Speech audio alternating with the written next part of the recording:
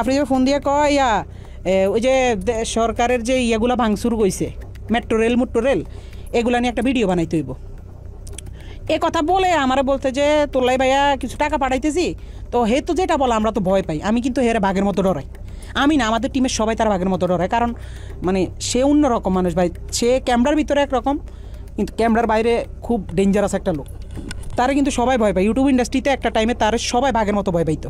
সবাই তার অফিসে ডাকাইতেছে, যারা আমরা টিমের যারা মানে ছাত্র আন্দোলনের সময় তার বিপক্ষে চলে গেছিলাম। তার বেল্টের বাড়ি আমার তো বেশি কেউ খায়নি, তা বেল্ট খুইলা আমার কুত্তার মতো পিড়াইতো।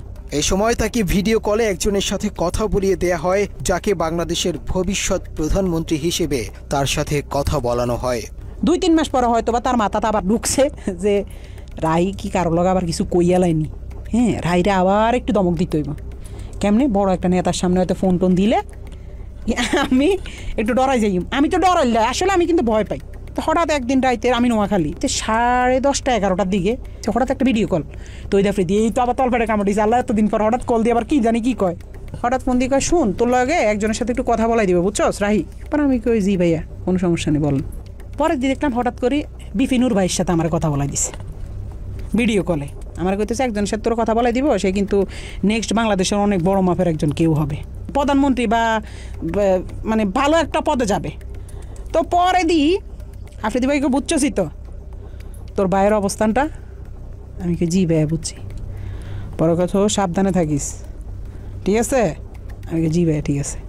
শুধু বুঝাইছে যে তার লগে বিশাল বড় বড় হাত আছে, এই জন্য সে দেশে খুব রিল্যাক্স আছে, মানে বুঝাইছে এটা। তৌহিদ আফ্রিদি 5 আগস্টের পর দেশ ছেড়ে পালিয়েছিল।